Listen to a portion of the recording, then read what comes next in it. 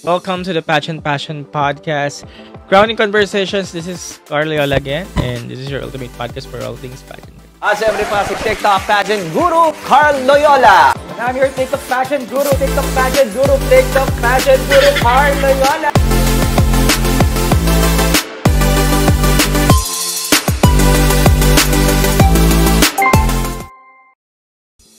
Hello guys, kumusta? So yun na nga, currently matatapos na ang preliminary competition ng Miss Grand Philippines, and ito na nga, nagbalik ulit ako. Kanina, nag-live na tayo. Tapos sabi ko magbabalik ako while live, pero hindi na ako nakabalik dahil masarap manood habang kumakain. At habang, alam mo yun, nag-emote lang. Pero ayun, ngayon nagbalik na ako. At ngayon, nangyayari pa rin ang evening gown competition. Ito na nga, isa-isa sila lumalabas. Pero alam ko sa inyo, may mga umangat na. Ayan, sabi ni Kenneth, Slay Pampanga. Sino mga umangat sa inyo? I-comment nyo dyan. Or may mga na-disappoint ba kayo? So yan, sabi ni Ellie, Anita. Sabi ni Will, Pampanga talaga. Sabi ni Era, kaloka yung tumambling. Sa national costume ba yan, Era? JB, Pampanga naman. Ayan. Panoorin ko lang muna ulit isa-isa yung mga naglalabasan na. Pero may angat-angat talaga sa evening gown. Sa swimsuit din, hindi ko napanood, Era. Actually, yung swimsuit na daanan ko lang. Mamaya i-replay ko. May replay ko yan, Era, sa swimsuit. Not ko si Pampanga, iba talaga. Grabe si Zambales, sabi ni Urjan. Ganda ng evening gown ni Atisa. Charity, Emma naman daw. After ni Miss Grand Aklan, si Alabang Muntinlupa, siya din yung tumambling during the Natcos, diba? Palatumbling talaga siya. Speaking of Alabang Muntinlupa, palaban siya, kahit yung national costume competition pa lang nila, yung lahat na sila lumalabas, palaban talaga siya. Dinaan na lang sa laban. Nilaro na lang. Mamaya pag-usapan natin yan, isa-isa, tapusin ko lang to. Pag-usapan natin yung review. Ayan. Parabi lang tayo ng viewers, tapusin ko lang tong mga isa-isa silang nalabas. Pero alam kong yari na rin ang mga listahan nyo. Jala number 1. Ang sarap nan. Sarap ng Jala number 1. Overall, Pampanga. Sabi ni John Crisel. Ellie. Ganda ng EG. Ni Anita. Tatak Rian Fernandez. Yung kay Michelle Arceo, Rian Fernandez din. Nagandahan din ako doon. Medyo hawig siya ng gown ni Angelique Manto nung prelims ng MUPH. Blue lang na glitter yung kay Michelle Arceo. Sino pa yung mga nag-Rian Fernandez? Yung gown naman ni Davao, ano to, diba? Reuse na gown niya to. Ito yung gown niya nung finals ng MUPH. Yung gown naman ni Anita, parang nakita ko yung gown ni Kayla Carter nung MUPH last year. Parang ganun yung hulma. Pero syempre dahil nga Miss Grand ang pinanlalabanan nating title, alam nyo na kung sino yung pinaka-grand talaga, yung gown. Hindi, although umuubra naman ng simpleng gown pagdating sa grand. Pero dahil nga grand, gusto nila, grand talaga yung gown. And isa lang nakapag-embody. Isa lang ang nakapag-embody ng grand na gown, walang iba kundi si Emma Tiglao. Grand na grand, no? Ngayon lang ako nakakita ng ganung design ng gown. Hindi siya yung usual na pageant gown. Hindi ko nga malaman kung kulambu ba yun o ano. Very silhouette. Gusto ko nga yung silhouette kasi malinis. Yun, very grand yung gown niya. So, yung evening gown, ibigay na natin kay Emma. Wait lang nga, may special awards pa. Wait lang, may special award lang. See-through, sabi ni Ellie. Tsaka kaiba yung gown, very ground, sabi ni Mancho. Pero nag-uumpisa pa lang sila, nagpapakilala pa lang sila sa introduction kanina. Yung sa introduction pa lang, si Anita, laban na laban talaga. Ayan. Si Emma yung nanalo. Panigurado hahako to ng special awards. Ng mga sponsor awards kasi sikat nga. Yun nga yung introduction, si Anita talaga yung may winning glow nung nag-uumpisa pa lang. Yung national costume, laban na laban siya. Pero yung habang tumagal na, ayan, si Emma, nanlaban na talaga. Kinalambu lang tayo ni Maring Emma. Yes, Era. Yan, no. Nakatibak siya. Tibak ba yun? Pero nagandahan ako sa gown niya. Kasi very grand. Kaya nagandahan ako sa gown niya. Ayan, si Anita.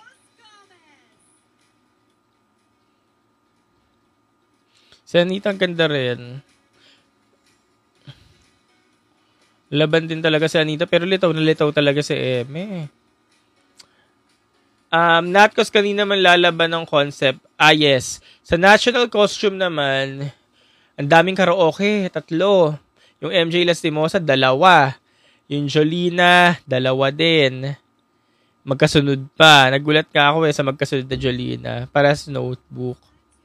Sabi ni Madjo, Samantha Panlilio vibes daw si Anita para sa kanya. Kasi nga pares petite. Tingnan lang natin ang isa pa nanalong awards. Photogenic.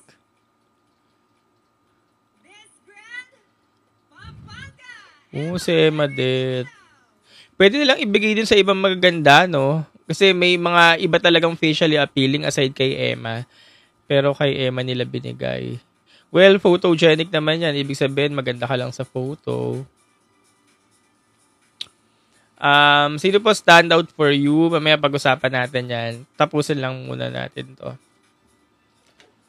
Yan, pag-usapan natin yung recap natin. Kahit alas 12 na ng hating gabi. At yung iba sa inyo may aga pa yung pasok bukas.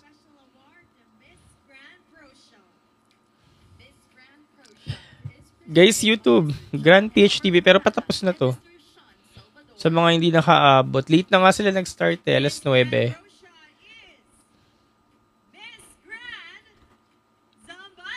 Zambales din. Ganda daw ni Emma. Sabi ni Era. Lahat naman sila magaganda. Iba-iba lang yung ganda nila.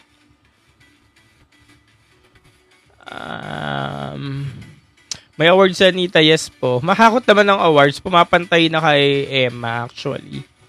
Cyrus. Anita talaga. Very MGI.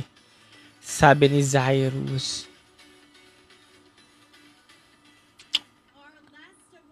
Last award. Very sponsor award.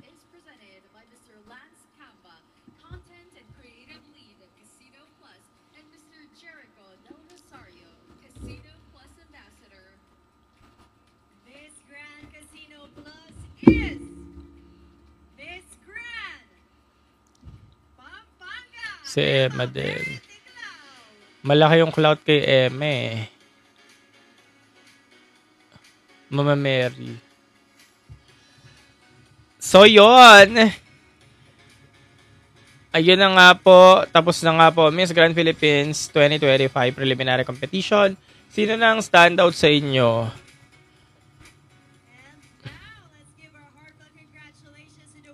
Sinuit na Emma yung crowd ng MGI. Kasi crown inspired. Din, hello. Rod in Hungary, Emma. Emma daw kay Rod. Wait lang, may announcement pa.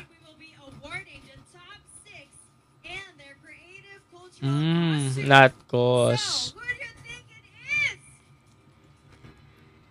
Pakinggan lang natin to Natkos.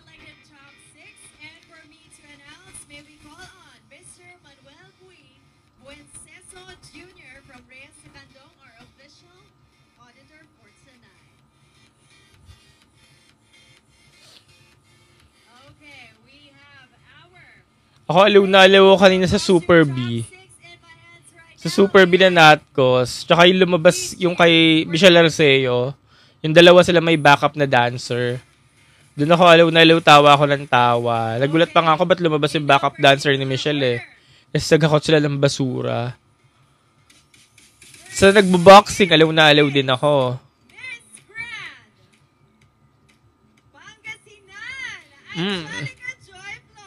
Ano suot nito? Sino to? Si Pangasinan. I mean, anong suot na kanina? Galing daw ni Quezon Province, sabi ni Kael.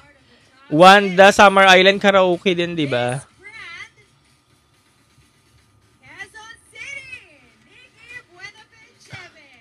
Ito si Michelle, si Nikki Buenafe, aliw na aliw din ako yung ice cream, kain ng airtime nga siya eh. Nag-iihaw.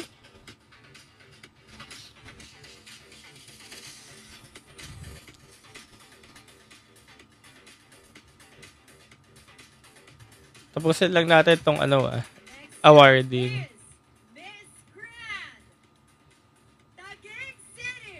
Oo, si Michelle Arceo. Kasi nakakaaliw.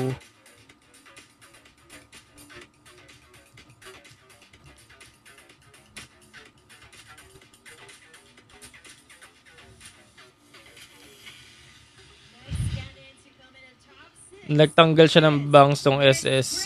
Hindi ko kasi hindi ako nakapag-focus sa SS kanina eh. Si Anita si Super Inday. Super Inday. The next to come in a top 6 is Miss Grand. Pampanga. Pasok pa rin si Emma.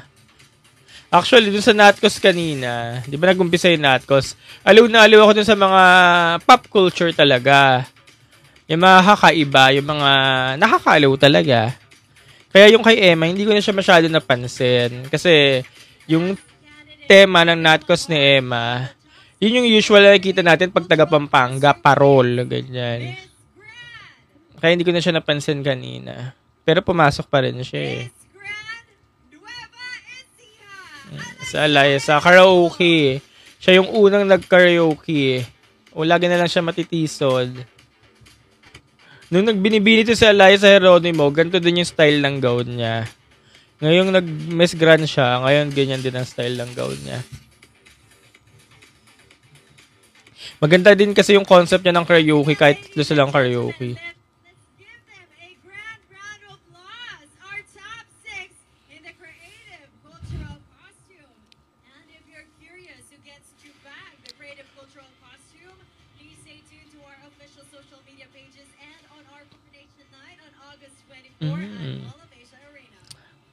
Ayun, tapos na ulit.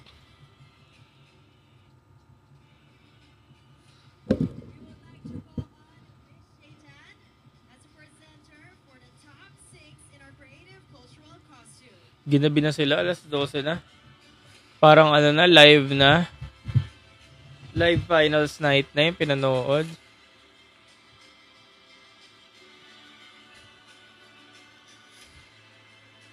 Super aliw si Montelupa.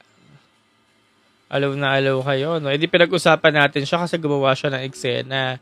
Hindi siya napapansin, tapos gumawa siya ng eksena. E di napag-usapan siya ngayon. Yun yung yun yung catch.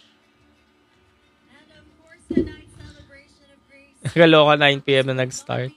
Parang yung finale na laging late nag-umpisa. Paano pa kaya sa MOA nito sa Sunday? Kaya nga napaisip ako, manonood pa ako ng live eh. Kasi ayoko na nga ng waiting season. Tapos na. Yeah, tapos na. Yun na nga, tapos na. Sino daw ang number 1 ko? Pag-usapan na natin yan. So kanina, di ba, ng introduction, the national costume, sabi ko nga rin kanina, marami nang ibabaw na mga baguhan. Tapos, marami mga nakibabaw na baguhan. Pero, dun sa mga, may mga names na rin naman, pinaka nakibabaw na si Anita. Si Anita Gomez. Tapos, ayan si Nikki Buenafe, si Natcos, Michelle Arceo, silang tatlo. Then si Shannon. Tapos nalalaban nga din yung ibang mga baguhan. Pero yung nag-swimsuit na hanggang sa evening gown, yun na, talagang si Emma, umalagwa na. Hanggang ngayon sa evening gown, umalagwa na talaga siya. So, sino yung number 1 natin for now? For me, Emma Tiglao, ready na siya. Siya na talaga yung yung kung may grand talaga, si Emma talaga siya. Pero ang susunod sa kanya na pwedeng ang bumasag, si Anita. Pangatlo, si Nikki Buenafe. Pang-apat, si Michelle Arceo. So, silang apat lang talaga yung naglalaban dyan. Pagdating sa MGI Crown. It's Emma versus Anita versus Michelle Arceo versus Nikki Buenafe. Kayo ba? Sino ba? Ayan, sabi ni TikToker, same, Emma talaga. Yun nga, sabi ko rin kanina sa evening gown, si Emma pasabog. Alam niya talaga yung assignment na pag grand, dapat grand yung gown.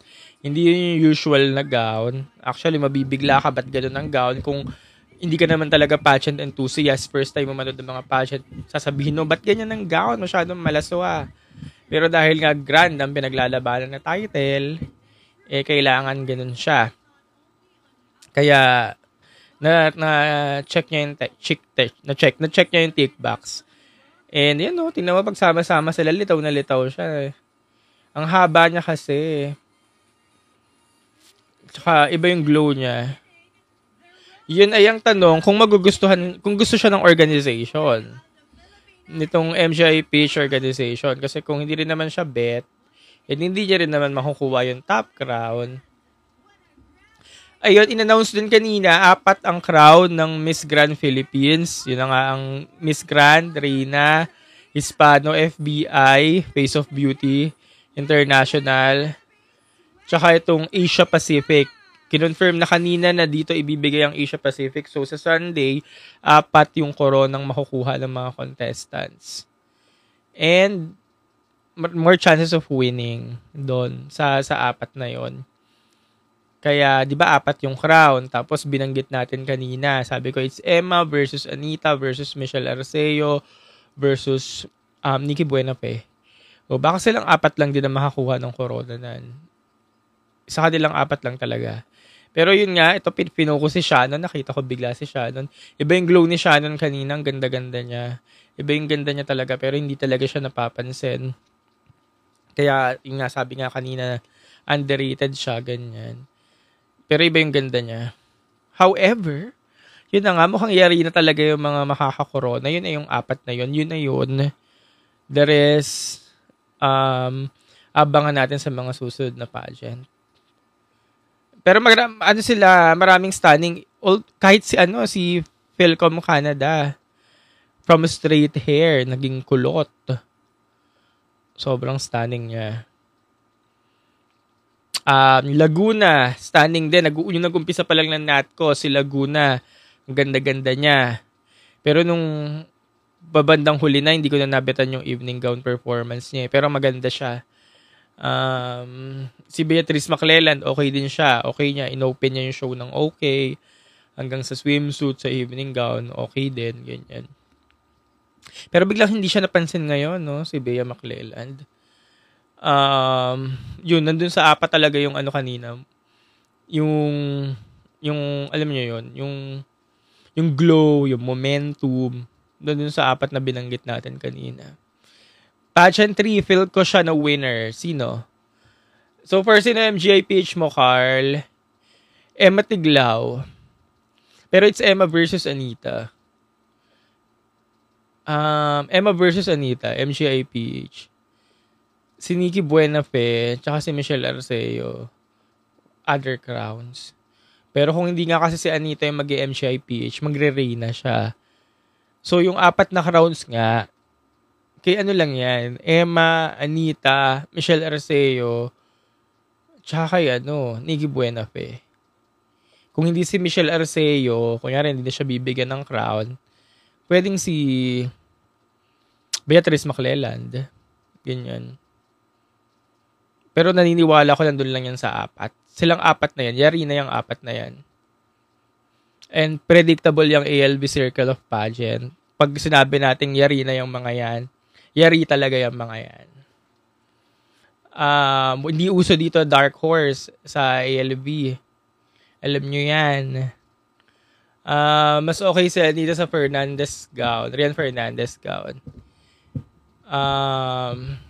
Q&A na lang talaga sila, Nita at Emma. Nakakapagsalita naman sila eh. Hindi naman kailangan ng plakado ditong Q&A. As in, dictionary Q&A. Hindi naman kailangan sa FGI. Basta makatawid ka lang. Tapos na talaga ang laban ng sumali si Emma Tiglao. Malakat Rio na gray ng BBP. Yan. Quezon Province din daw. Magaling din. Davao Region for RHA. Grabe sa evening gown. Lakas ng aura niya. Anong thoughts yun sa evening gown ni Davao Region? Di ba yun yung ginamit niya nung MUPH? Nitong MUPH. Yun eh. Bicolandia naman, sabi ni Ronel. So, sino na ang 4 nyo? Sino na yung 4 nyo dyan? I-comment nyo na yung 4 nyo.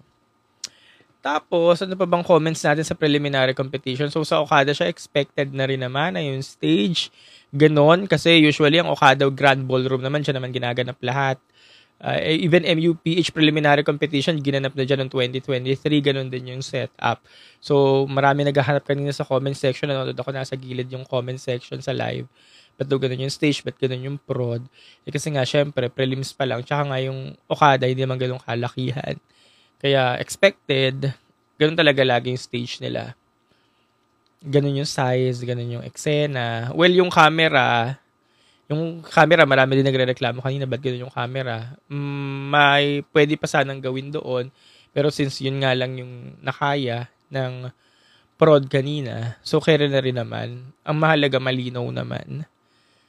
Tsaka yun nga, preliminary competition pa lang din naman. Pero kasi nga, iba sa atin nag-expect na preliminary competition, kailangan bongga na agad, kagaya ng Thailand level. Pero ako okay lang. Basta mahalaga, nakakanood ng libre sa YouTube. Tsaka malinaw. HD naman eh. Yan, sabi ni Yensoyo, ganda daw ni Ate Shannon. Ayun, sabi ko rin kanina, maganda talaga siya pero hindi talaga siya mapansin-pansin. Iba yung glow niya. Kilala niyo ba si Philippines Pageant? Hindi ko po kilala. Angat na angat si Anita for real. Yes, angat na angat naman talaga si Anita. Awkward daw. Ito sabi ni Jay, awkward ang Anita at Emma sa stage. May something sila. Kita at dama. Baka nakikita at nadadama mo siguro yung pressure. Na alam mo kasi sila yung pinaglalaban talaga, pinagsasabong. Kaya para nahalata mo sa kanila yung pressure, nawawala yung enjoyment. Unlike kay Nikki Buenafe, no? Kita-kita na nag-enjoy si Nikki Buenafe. Kaloka mga fans sa comment section, true. Nababasa ko kanina yung bangayan ng fans ng dalawa ni Emma versus Anita. Sana makawin ng crown si Nueva Ecija. Ilang beses siya nag-join. 2 beses pa lang ng national pageant, no? Si Eliza Geronimo. Top 3, nasabi ko na kanina yung top 4 ko, di yata pares eh. Pero ano ulit gagawa ulit ako ng pinaka final. Pero feeling ko yun rin talaga yung 4 na yun eh. Pasabog daw ni Anita. Kaloka si number 2 daw, tumambling. Kung pupunta ako sa linggo, pilitin ko po. MGI, Mary Jane Lastimosa. Nga pa maraming Mary Jane Lastimosa kanina na national costume, no? So, ako naaliw naman ako dun sa tema na pop culture kasi bumagay siya sa MGI. Kasi di ba pag MGI nga, ang alam natin, laro, ganyan. Laro. So, laro din yung pop culture na tema. So, ayun. Laro din yung mga costume nila. Kaya very na-appreciate ko talaga yung mga nilaro yung national costume. Kasi nga, MGI nga, di ba? Umatake nga daw. Umatake talaga pagdating sa national costume. Kaya nakakatuwa. So, not cause napili na yung 6 kanina, deserve naman nilang lahat. Kasi pagdating naman sa akin sa national costume, nirerespeto ko naman lahat ng mga design ng mga designers at kung anong gusto nilang ipahiwatig. Kaya walang maganda, walang tsaka pagdating sa national costume. Are you afraid na no back-to-back ang Pilipinas? Ay, hindi po. Ang back-to-back ay posible. Basta laban na laban talaga yung pambato. Basta nag-perform, posible ang back-to-back. Kuya Carl, anong say mo kay Anita? Performer po si Anita, sabi ko nga rin kanina. Sa umpisa pa lang, si Anita yung talaga angat sa lahat ng may mga names, sa lahat ng mga inaabangan natin, si Anita talaga yung lahat. Pero yung mga bandang huli na, since kasi nandiyan si Emma, nagpasabog kasi si Emma Tiglao. Nauungusan siya ni Emma Tiglao. And alam ko naman lahat tayo mag-a-agree pagdating sa evening gown. It's Emma talaga. Si Emma talaga pagdating sa evening gown. Yung swimsuit, sige, bigay ko na kay Anita. Kasi niya yun forte ni Anita yun Forte niya kasi yung swimsuit. Pero, yun na nga, yung top 4 ko naman, Emma Tiglao versus Anita Gomez versus Nikki Buenape versus, sino to? Michelle Arceo. So, silang 4. Kung sino na lang sa kanila ang makakorona dyan. Siguro si Emma, siya yung MGI. Si Anita, siya yung RHA. Si Nikki Buenape, siya yung Face of Beauty. At si Michelle Arceo, baka naman sa kanya ibigay ang Asia Pacific. O kung hindi si Michelle Arceo, bahala na kayo kung si Aklan or si Marga Britton or kung sino man. Zebach, yes.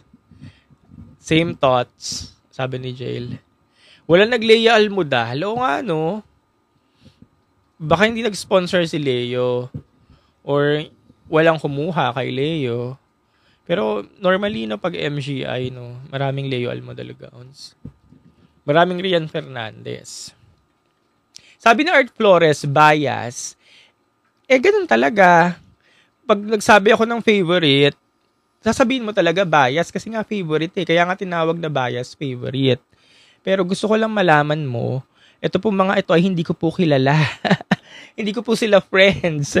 Hindi po kami close. Si Emma, pwede natin sabihing mare-mare, close kasi nakakausap ko sa social media. Si Anita, pwede rin natin sabihin close, mare-mare kasi nakakausap ko since MUPH.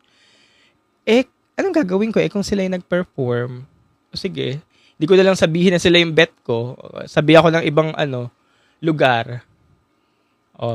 Sasabihin ko ng ibang lugar. Pag sinabi ko naman ibang lugar, sasabihin pa rin bias.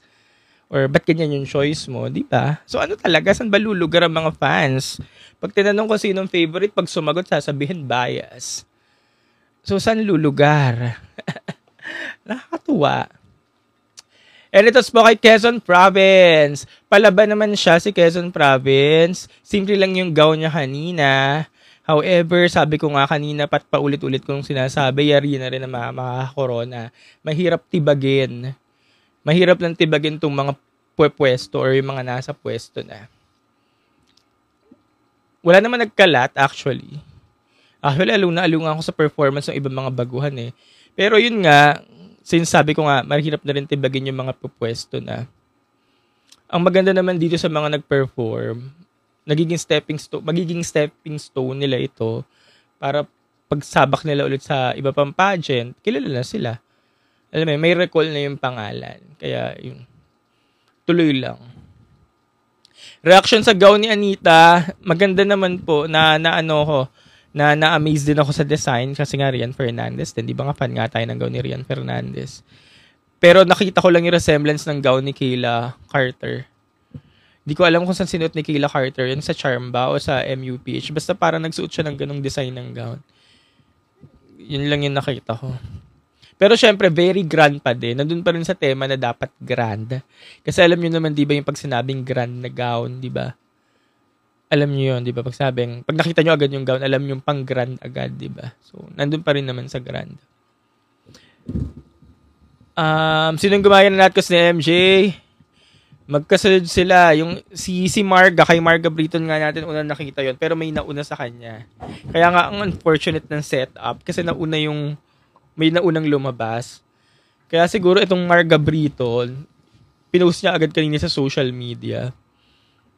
Kasi, buti nga pinost niya agad sa social media kasi kay Marga Brito natin unang nakita. Kanina sa Natcos, may lumabas na agad na naka-MJ. Akala ko nga mali pa yung sinabi. Same with Jolina na notebook na magkasunod talaga. Nilaro nila si MJ. Tapos to think na si MJ, hindi naman galing grand organization. Galing siyang BBP, diba? Pero, may connection siya sa grand kasi nga, na-issue siya recently sa owner ng grand, diba? Connect lang sila.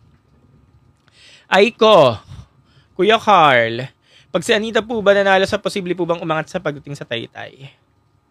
Akio, sige. Kung si Anita ang mananalo, aangat siya sa Thailand kasi siya si Anita Gomez. Pangalawa, sa siya yung Philippines. Pangatlo, kilala nga siya dito sa Philippines dahil nga may yung waistline niya, di ba? Waistline, killer waistline, ganyan. So pagdating niya sa Thailand, abangan siya kasi nga kilala nga siya dito, especially ng mga taga Southeast Asian. Killer waistline, ganyan, bla bla bla bla bla bla. Ang nakakatakot lang, pagdating dun kay Anita, pag nasa Thailand na, alam niyo naman ng mga Latina malalaki, di ba? Yun lang yung nakakatakot, yung concern. Baka makain siya ng mga Latina. Pero aangat siya kasi nga Filipino sash, siya si Anita, ganyan. Yun lang naman yung concern doon. Yun. Emma perfect for MGI, sabi ni Minilyn. Mini. Pero yung MGI crown, it's either Anita versus Emma lang yan. Kung sino yung gusto nitong organization ng ALV. Na kay ALV pa rin naman ang huling halakhak eh. Malay mo. Tinoyo pala sa ALV, gusto niya si Anita. O, edi kayo nito niya yung ibibigay. Basta nasa kanilang dalawa lang yan. Tsaka kung hindi naman makuha yan ni Anita, may corona yan si Anita.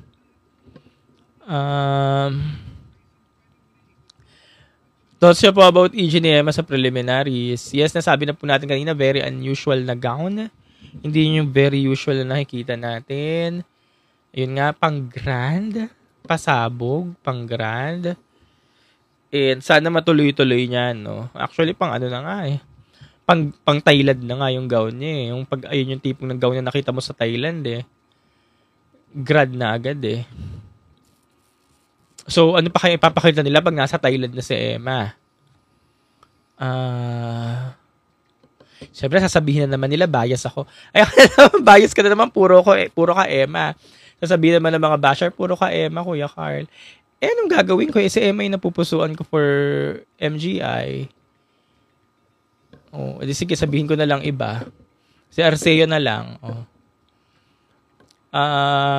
Any thoughts for QP po? Nasabi ko na rin kay Quezon Province kanina. Yung, di ba si Nikki Buenafé, taga Pangasinan siya, nasagot na po yan, na concern na yan. Dalawa na kasi yung magre-represent na Pangasinan. Si Pangasinan, galing siyang Philcom, Filipino Community. Franchise. So, binigay na lang nila kay galing franchise yung Pangasinan na Sash. Si Nikki Buenafé, sumali siya. Stand-alone siya, independent candidate. Ibang representation na yung kinuha niya. Munchkin, sabi ni Munchkin, ayaw mo kay Anita. Isa lang po ang pipiliin. Again, isa lang ang pipiliin. Pag tinatanong ako, sino ang MGI mo? Isa lang ang pipiliin. Kasi hindi ko lang pwedeng piliin ng dalawa. May iwan talaga. Pero hindi ibig sabihin na hindi ka napili. Ibig sabihin, hindi ka favorite.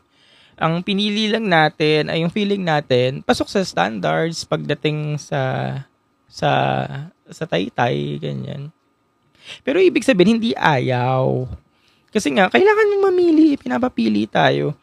Ganun din yun, pag nasa competition ka, isa lang ang mananalo. Pero hindi ibig sabihin na hindi ka nagka-corona, ay hindi ka bet. Hindi nyo ba nagigets yun? Ano bang utak meron kayo? Hindi nyo talaga nagigets? Bimbimbaw, naiirita ka sa mga viewers mo. Dito ako kumukuha ng monetization. Dito po sa TikTok, wala pong bayad dito sa TikTok. Unless magbibigay kayo ng gift. Wala pong monetize dito sa TikTok. Kahit yung mga content ko, wala pong monetize yan. Kaya okay lang mairita sa mga viewers. Kuya Carl, sabi po kasi na medyo old na raw si Emma. Medyo matanda na.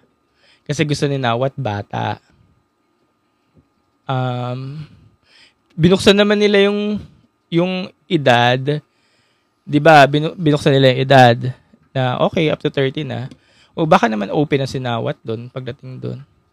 Pero yun nga yung sinabi ko rin nung una. Kung si Emma ngayon mananalo, tingnan natin kung paano niya babanggain yung mga ganitong rules. Kung paano niya babanggain. Kasi isa pa ang problema kay Emma, maputi nga. 'Di ba? Maputi nga daw ganyan. Tingnan natin kung paano niya babanggain yun. Pero kahit naman sino manalo sa kanila, Emma or Anita naman, wala naman tayong problema dyan, di ba? Di sana nga hindi naman nahin yung dalawa, gusto nyo iba na lang ang manalo. Yung mga hindi kilalang candidate para nag-away-away tayong lalo. Okay, sabi ni Jail, si Emma at CJ parang hindi nakakalayo po. True. Say sa evening gown, kanina pa natin nasagot. Akio, tsaka Kuya Carl, Mas Makamorena raw si Papa Nawat. Ayun na nga ang sabi. Kaya nga tingnan natin kung sakasakali. Gulat kayo kay Tarlac Province. O nga, no? Palaban din siya si anong pangalan nito? Kasi press presentation pa lang, binabantayan ko na yan kasi gandang-ganda ako dyan kahit ngayon. Tapos nakafollow siya dito sa TikTok ko. Si Gapta, bata kaya okay age na Emma, diba? Malay mo, yun nga, diba, bata pa si Rachel. So, pag bata pa, bago-bago pa ng desisyon, ganyan, hindi pa stable yung yung emotions, ganyan. So, baka magbago nga daw ang desisyon ni Papa Nawat. Baka ngayon, ang gusto ko koronahan na niya, yung medyo matured. Ayun ang sinasabi. Sabi lang naman yun, haka-haka. Ano masasabi mo sa tumbling ni Muntinlupa? Actually, off siya. Pero ngayon, unti-unti na natin natatanggap. Bagay naman sa kanya, hindi naman mukhang pilit. Ako now, off talaga ako sa mga tumatumbling, yung mga necessary movements pagdating sa Grand. Kasi nga sa Grand Thailand, natin una nakita yung mga yan, diba? So, dito sa Grand Philippines, welcome na rin siya. Pero since very natural naman dun sa gumawa kanina, si Alabang Muntinlupa nga, kaya okay lang. Hindi awkward. Sa rampa po ni Zambales sa swimsuit. Ay, yes po, okay po. Kaya nga sabi ko kanina, ibigay na natin yung swimsuit kay Anita kasi kay Anita talaga siya. Tapos, yung gown kay CJ. Kay Emma.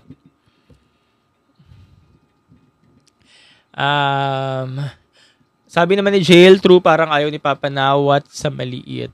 Yung sa maliit, obvious na hindi niya talaga bet pag maliit. Dapat katamtaman. Kasi wala namang winner si Nawat na nasa short side eh. Sino po bet nyo ngayon sa prelims? Emma Tiglao versus Anita Gomez versus Nikki Buenafe versus Michelle Arceo. Silang 4. Kayo ba, sino bang bet nyo yung 4? Sino bang top 4 nyo? Magka-height ba si CJ at Anita? Si Anita kaya maliit tingnan, gawa ng katawan, petit siya, pero hindi siya kaliitan. Ngayon, CJ versus Anita, mas malaki si CJ.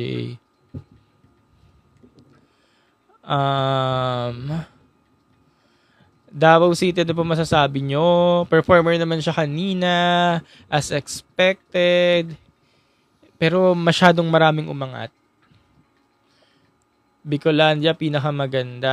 Ay, wala po tayong pagtatalunan. Maganda po talaga si Marga Briton. Magandang morena. Pampanga daw si Dongski. Laro daw si Aklan. swimsuit parang dumaan lang si Jasmine. Replay ko nga yan. Dinaanan ko lang din kanina kasi yung swimsuit. Hindi ako nakafocus eh. Pampanga. Bicolandia. Sana manalo, fresh looking. Malay nyo. Diba? Si Margaret Brito naman yung next in line. Diba? Sabi nga natin. Itong 4 na to yung mukhang yari na sa pwesto. So kung may titisod naman dun sa... Kung may aagaw ng spot, si Marga naman yun. Si Marga Briton. Tapos bata. Okay. Abdul. Aminin natin, Emma slays them all. Yes. Sa evening gown, actually. Actually, overall eh. Hindi, overall ba? Hindi eh. Parang yung nag-uumpisa pa lang, okay lang yung performance niya eh. Anita versus Emma talaga siya. Oo. Ano po sa inyo sa Pangasinan? Nakuha siya as one of the top 6 sa national costume. If wala po sa Emma at Anita and Arceo, also Nikki, sino pang topper mo? Akong wala silang 4. Si Margaret Briton, si Philcom Canada, si Beatrice Maclellan, tsaka si Davao Region. Tama ba? Davao Region.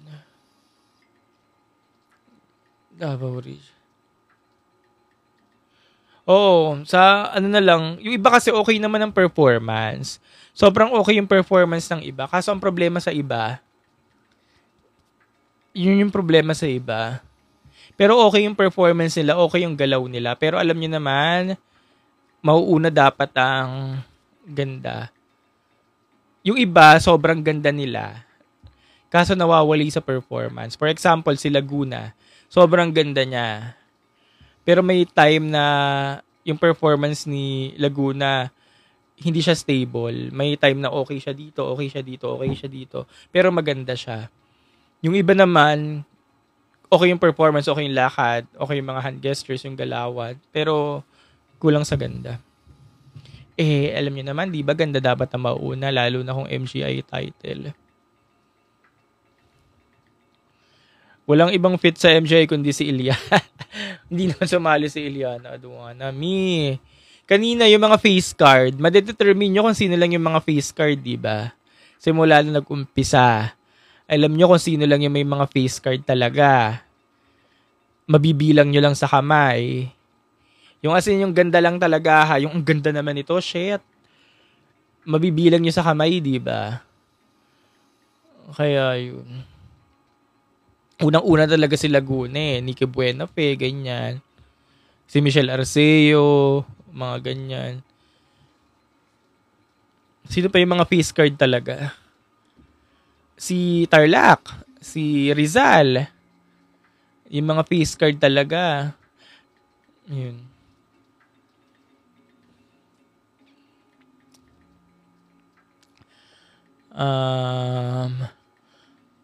Ipipili ka ng isang crown for Nueva Ecija, anong crown po? Asia Pacific International.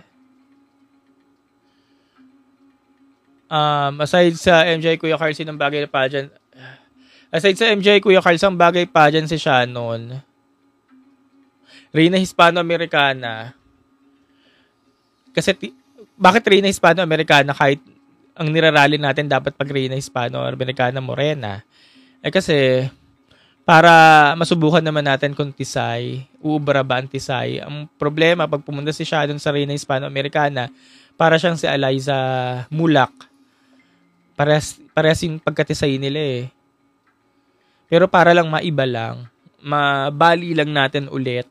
Kasi sunod-sunod yung Morena girls natin eh. Yun. O siguro Face of Beauty, ganyan. Pero iba talaga yung glow ni Shannon kanina. Kaso hindi talaga, underrated talaga siya eh. Hindi siya maiangat-angat. Pero sana magka-corona na siya. Si Pampanga na bang final hot pick mo sa MGIPH? Yari na. Yari na nga yung top 4 ko eh. Yung apat eh. Ulit Pampanga versus Zambales versus Quezon City versus Taguig. Sana ibigay muna kay Emang MJPH. Wala na rin ibang corona pwede kay Eme. Ayun na lang talaga eh. MGI. Tsaka yan naman siya sumali dahil sa MGI. Performance ni Nikki.